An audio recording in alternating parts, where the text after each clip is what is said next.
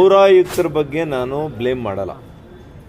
It is the will of the local administration that has failed. ಅವ್ರ political ವಿಲ್ಲೇ ಇಲ್ಲ. ರಾಜಕೀಯ ಇಚ್ಛಾಶಕ್ತಿ ಬೇಕು, ಇದಕ್ಕೆ ಬದ್ಧತೆ ಬೇಕು.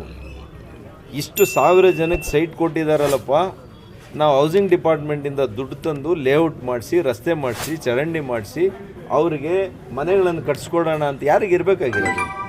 ಸ್ಥಳೀಯ ಪ್ರತಿನಿಧಿಗಳಿಗಿರಬೇಕು, ಜಿಲ್ಲಾ ಸಚಿವರು ಹೇಳ್ಬೇಕು. ಈಗ ಅದೇ ನಾವೇ ಮಾಡಬೇಕಲ್ಲ. ನೋಡೋಣ, ನಾನು ಹೇಳಿದ್ದೀನಿ ನಿಮ್ಮೆಲ್ಲರ ಜೊತೆ ಸೇರಿಕೊಂಡು ನಾನು ಕೂಡ ವಿಶೇಷವಾಗಿ ಕೇಂದ್ರ ಸರ್ಕಾರದಿಂದ ಕೂಡ ನಾನು ಯಾವ ರೀತಿ ಅನುದಾನ ತರಲಿಕ್ಕೆ ಸಾಧ್ಯ ಇದೆ, ಯಾವುದಾದ್ರೂ ವಿಶೇಷ ಯೋಜನೆಗಳಿದೆಯಾ ಇಲ್ವಾ, ಸ್ಟೇಟ್ ಹೌಸಿಂಗ್ ಡಿಪಾರ್ಟ್ಮೆಂಟು, ಮುಖ್ಯಮಂತ್ರಿ ಎಲ್ಲರೂ ನಾನು ಮಾತನಾಡಿ, ಇದೇ ನನ್ನ ಮನೆ ಕೇಳೋದಲ್ವಲ್ಲ. I am also elected representative from Chikkaballapur 8 assemblies.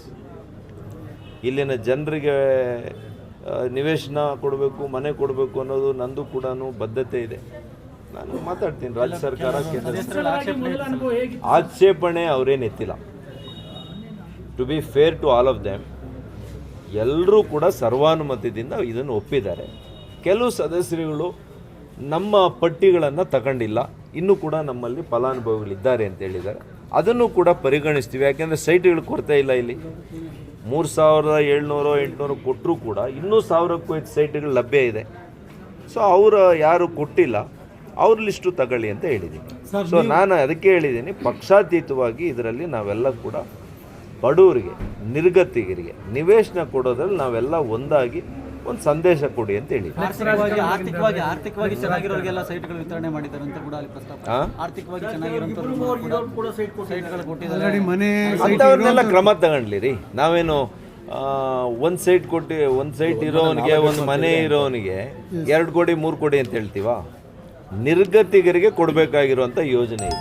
ಮತ್ತೊಮ್ಮೆ ಪರಿಶೀಲನೆ ಮಾಡ್ತೀರಾ ಸರ್? ಒಂದೊಂದ್ಸಲಿ ಏನಾಗ್ತದೆ, 2-3 ಮಕ್ಕಳಿರ್ತಾರೆ, ಅಂಥವ್ರದ್ದು ವಿಶೇಷ ಪ್ರಕರಣಗಳು ಯಾವ ರೀತಿ ಇದೆಯಾ. ಫಸ್ಟ್ ಏನಿರಬೇಕು ಪ್ರಯಾರಿಟಿ? ಏನೂ ಇಲ್ಲ, ಸೈಟು ಇಲ್ಲ, ಮನೆಯೂ ಇಲ್ಲ, ನಿರ್ಗತಿಗರು, ಬಾಡಿಗೆ ಮನೆಯಲ್ಲಿ ವಾಸ ಮಾಡೋವಂಥವ್ರು, ಅಂಥವ್ರಿಗೆ ಕೊಡಬೇಕು. ಅಂಥದನ್ನೆಲ್ಲ ಲಿಸ್ಟ್ ಮಾಡಿರ್ತಾರೆ. ನೋಡ್ಕೊಂಡು ಕಮಿಷನರ್ ಅದನ್ನೆಲ್ಲ ನೋಡಲಿ, ಒಂದು ಕಮಿಟಿ ಮಾಡ್ಕೊಂಡು ಬೇಕಿದ್ರೆ ಯಾವ್ದು ಸರಿ ಯಾವ್ದು ಸರಿ ಇಲ್ಲ. ನಮಗೇನಿದೆ, ಚಿಲ್ಲರೆ ರಾಜಕಾರಣ ರೀ. ಇದೇನು ಫ್ಲೆಕ್ಸ್ ರಾಜಕಾರಣ ಅಂತಾರ? ಚಿಲ್ಲರೆ ಚಿಲ್ಲರೆ ಬುದ್ಧಿ ಇರೋರಿಗೆ ಚಿಲ್ಲರೆ ರಾಜಕಾರಣನೇ ಬರುತ್ತೆ. ತಾವು ಸಚಿವರು ಮತ್ತು ಶಾಸಕರಾಗಿದ್ದ ಅವಧಿಯಲ್ಲಿ ಕೈಗೊಂಡ ಅನೇಕ ಯೋಜನೆಗಳು ಅದು ಸಕ್ರಮವಾಗಿ ಮುಂದುವರೆದಿಲ್ಲ. ಉದಾಹರಣೆಗೆ ನಂದಿ ಬೆಟ್ಟದ ಒಂದು ರೂಪೇ ಯೋಜನೆ ಆಗಿರ್ಬೋದು, ಮತ್ತು ಮುದ್ದೇನಹಳ್ಳಿ ಸರ್ವತೋಮುಖ ಅಭಿವೃದ್ಧಿ ಆಗಬಹುದು. ಇಂಥ ಯೋಜನೆಗಳು ನೆನೆಗುದಿಗೆ ಬಿದ್ದಿದೆ. ಇದ್ರ ಬಗ್ಗೆ ಏನಂತೀರಾ? ಜನ ಮತ್ತೆ ನಮ್ಮನ್ನೇ ತರ್ತಾರೆ, ನಮ್ಮನ್ನೇ ಆರಿಸ್ತಾರೆ. ಆವಾಗ ಎಲ್ಲನೂ ಸುಸೂತ್ರವಾಗಿ, ಸುಗಮವಾಗಿ, ವೇಗವಾಗಿ ಮಾಡೋಣ.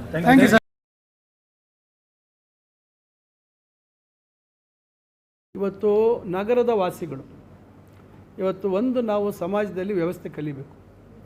ಗ್ರಾಮೀಣ ಪ್ರದೇಶದಲ್ಲಿ ವಾಸ ಇರ್ತಕ್ಕಂಥವರು ವ್ಯಾಪಾರಕ್ಕೆ ಅಥವಾ ಬೇರೆ ಬೇರೆ ರೀತಿ ಬೆಳವಣಿಗೆಗೆ ನಗರದ ಮೇಲೆ ಬಂದು ವಾಸ ಇರ್ತಾರೆ. ಗ್ರಾಮೀಣ ಪ್ರದೇಶದಲ್ಲಿರ್ತಕ್ಕಂಥ ಸೌಲಭ್ಯ ಏನು? ಇವತ್ತು ನಗರದಲ್ಲಿರ್ತಕ್ಕಂಥ ಸೌಲಭ್ಯ ಏನು? ನಗರದಲ್ಲಿ ನಿಮಗೆ ರಸ್ತೆ ವಿಸ್ತೀರ್ಣ ಏನಿರ್ತದೆ? ನಗರದಲ್ಲಿ ನಿಮಗೆ ಕುಡಿಯೋ ನೀರಿನ ಸೌಲಭ್ಯ, ನಗರದಲ್ಲಿ ನಿಮಗೆ ಒಳಚರಂಡಿ ವ್ಯವಸ್ಥೆ, ರಸ್ತೆ ಇವತ್ತು ಬೇರೆ ರೀತಿಯಾಗಿ ಸಿಮೆಂಟ್ ರಸ್ತೆ ಇರ್ಬೋದು, ಮತ್ತೊಂದು ಇರ್ಬೋದು, ಇವೆಲ್ಲ ಇರ್ತದೆ. ಈಗ ನಗರದಲ್ಲಿ ವಾಸಿ ಇರ್ತಕ್ಕಂಥವ್ರಿಗೆ ನೀವು ಮನೆ ಬೇಕು ಅಂತ ಕೇಳೋರು, ಅವರು ನಗರದ ಪರಿಮಿತಿ ಒಳಗೆ ಅವ್ರಿಗೆ ನಿವೇಶನ ಕೊಟ್ಟರೆ ಅವರಲ್ಲಿ ವಾಸ ಮಾಡೋಕ್ಕಾಗುತ್ತೆ. ನೀವು ಹಳ್ಳಿಯಿಂದ ನಗರಕ್ಕೆ ಬಂದವ್ರಿಗೆ ನೀವು ಹಳ್ಳಿಯಲ್ಲಿ ಹೋಗಿ ಮನೆ ಕೊಡ್ತೀವಿ ಅಂದರೆ ಅದು 20-30 ಕೊಡ್ತೀವಿ ಸೈಟ್ ಅಂದರೆ ಎಷ್ಟು ಜನ ತೊಗೊಳ್ತಾರೆ? ನಾನು ಒಂದು ಪ್ರಶ್ನೆ ಕೇಳುವಂಥದ್ದು, ಬರಲಿ, ಅವರು ಬರಲಿ ನಮ್ಮ ಜೊತೆಯಲ್ಲಿ, ನಾನು ಇರ್ತೀನಿ.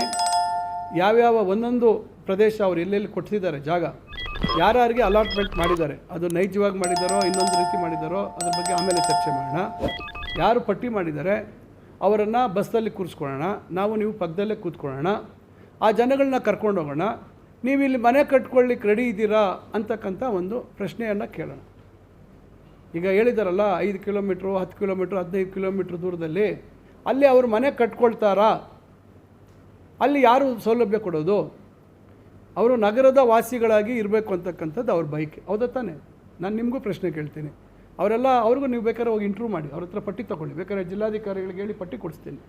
ಅವ್ರನ್ನ ನೀವು ಹೋಗಿ ಅವ್ರನ್ನ ಮಾತಾಡಿ, ಅವ್ರ ಸಂದರ್ಶನ ಮಾಡಿ ಅವ್ರನ್ನ.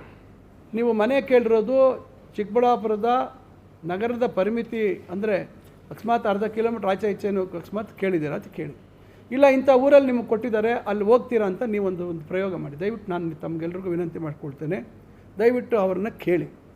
ಅವರಿಲ್ಲ ನಾವು 20-30 ಸೈಟು, ಅಲ್ಲಿ ರಸ್ತೆ ಇಲ್ಲ, ಚರಂಡಿ ಇಲ್ಲ, ಅದಕ್ಕೆ ರಸ್ತೆ ಸಂಪರ್ಕ ಇಲ್ಲ, ಒಳಚರಂಡಿ ವ್ಯವಸ್ಥೆ ಇಲ್ಲ, ಏನೂ ಇಲ್ಲ, ನಾವು ಅಲ್ಲಿ ಕಟ್ಕೊಳ್ತಿಕ್ಕೆ ತಯಾರಿದ್ದರೆ ಖಂಡಿತ ನಾನು ಎಲ್ಲ ರೀತಿ ಸಹಕಾರ ಕೊಡ್ತೀನಿ. ಇದನ್ನು ಫಸ್ಟು ನಾವು ಪಂಚಾಯಿತಿ ವ್ಯಾಪ್ತಿಯಲ್ಲಿ ಹೋಗಿ, ನೀವು ಪಂಚಾಯಿತಿಗಳ ಜಾಗದಲ್ಲಿ ಹೋಗಿ ನೀವು ಅವರಿಗೆ ಜಾಗ ಕೊಟ್ಬಿಟ್ಟು ಅಲ್ಲಿ ಏನೂ ಅಭಿವೃದ್ಧಿ ಮಾಡಿಲ್ಲ ಅಂದರೆ ಅಭಿವೃದ್ಧಿ ಮಾಡಬೇಕಾಗಿದ್ದವ್ರು ಯಾರು? ನೀವು ಪೂರ್ತಿ ಮೂಲಭೂತ ಸೌಲಭ್ಯ ಕೊಟ್ಟು ನೀವು ಅದನ್ನು ಹಂಚಿಕೆ ಮಾಡಬೇಕಾಗಿತ್ತು. ರಸ್ತೆ ಎಷ್ಟು ವಿಸ್ತೀರ್ಣ ಕೊಟ್ಟಿದ್ದೀರಾ? 20 ಅಡಿ ಕೊಟ್ಟಿದ್ದೀರಾ. ಸೈಜ್ ಏನಿದೆ? 6ಕ್ಕೆ 9 ಮೀಟ್ರ್ ಕೊಟ್ಟಿದ್ದೀರಾ. 20 ಅಡಿಗೆ 30 ಅಡಿ ಸೈಟ್. ನಗರದ ವಾಸಿಗಳಿಗೆ ನೀವು ಸ್ಲಮ್ ಮಾಡಕ್ಕೆ ಕೊಟ್ಟಿದ್ದೀರಾ. ಹೋಗಲಿ, ಹಳ್ಳಿಯಲ್ಲಿ ಯಾಕೆ ಅವ್ರನ್ನ ಕರ್ಕೊಂಡೋಗಿ ಕೊಡ್ತಾ ಇದ್ದೀರಾ? ನಗರದ ಸುತ್ತಲೂ ಯಾಕೆ ನೀವು ಜಾಗ ನೀವು ಹುಡುಕಲಿಲ್ಲ? ನನಗೆ ಗೊತ್ತಿದೆ ಇಲ್ಲ ಅಂತ ಹೇಳ್ತೀರ ನೀವು. ನಾನು ಹೇಳಲ್ಲ ಜಾಗ ಎಲ್ಲಿದೆ ಅಂತ. ಇವೆಲ್ಲ ನಾನು ಹೇಳ್ತಕ್ಕಂಥದ್ದು ಮನಸ್ಸಿವತ್ತು ನಮಗೆ ಇಚ್ಛಾಶಕ್ತಿ ಇರಬೇಕು. ಗ್ರಾಮೀಣ ಪ್ರದೇಶದಲ್ಲಿರ್ತಕ್ಕಂಥ, ಗ್ರಾಮದಲ್ಲಿ ವಾಸಿ ಇರ್ತಕ್ಕಂಥವ್ರಿಗೆ ಗ್ರಾಮದಲ್ಲಿ ಸೈಟ್ ಕೊಡಬೇಕು. ನಗರದಲ್ಲಿರ್ತಕ್ಕಂಥವ್ರಿಗೆ ನಗರದ ಸಮೀಪದಲ್ಲಿ, ಹತ್ತಿರದಲ್ಲಿ. ಏನಿದೆ ಸರ್ಕಾರಿ ಆದೇಶ? ನಗರಕ್ಕೆ ಹೊಂದಿಕೊಂಡಂತೆ ಆದೇಶ ಪ್ರತಿ ಕೊಡಲ? ಡಿ ಸಿ ಅವ್ರ ಹತ್ರ ಇದೆ, ಕೊಡ್ತೀನಿ ನಾನು. ಸರ್ಕಾರ ಏನು ಅನುಮತಿ ಕೊಟ್ಟಿರ್ತಲ್ಲ ಭೂಮಿ ತೊಗೊಳಕ್ಕೆ ಅವ್ರಿಗೆ, ನಗರಕ್ಕೆ ಹೊಂದಿಕೊಂಡಂತೆ. ನಾನು ಮೊನ್ನೆ ಇಲ್ಲೇ ಓದಿದ್ದೆ ಒಂದು ಮೀಟಿಂಗಲ್ಲಿ ಹಿಂದೆ, ಅದನ್ನು ಕಾಪಿ ತಗೊಡಿ. ನಗರಕ್ಕೆ ಹೊಂದಿಕೊಂಡಂತಂದರೆ ಹೆಂಗೆ? ನಗರಕ್ಕೆ ಅಟ್ಯಾಚ್ ಇರಬೇಕು ಅಂತ. ಹೊಂದ್ಕೊಂಡದಂದ್ರೇನು? ಅಟ್ಯಾಚ್ ಇರಬೇಕು. ನೀವು ಎಲ್ಲಿ ಕೊಟ್ಟಿದ್ದೀರಿ? ಆ ಜನಕ್ಕೆ ಏನಾದರೂ ಕೇಳಿದ್ದೀರ? ತೋರಿಸಿದ್ದೀರಾ? ಹೋಗಲಿ, ಹಕ್ಕುಪತ್ರ ಕೊಟ್ಟಿದ್ದೀರಲ್ಲ. ನಾನು ಇದು ಹೇಳಿದ್ದೀನಲ್ಲ, ದಯವಿಟ್ಟು ಅವ್ರು ಬರಲಿ, ನಾವಿಬ್ಬರು ಜೊತೆಲೇ ಹೋಗೋಣ. ನಂದೇನು ಅಭಿಪ್ರಾಯ, ಅದೇನು ಅಭ್ಯಂತರ ಇಲ್ಲ, ಜೊತೆಲೇ ಹೋಗೋಣ. ಅವರೇನಾದರೂ ನಾವಿಲ್ಲಿ ಮನೆ ಕಟ್ಕೊಳ್ತೀವಂದರೆ ನಾನು ಸಂಪೂರ್ಣ ಸಹಕಾರ ಕೊಡೋಕ್ಕೆ ರೆಡಿ.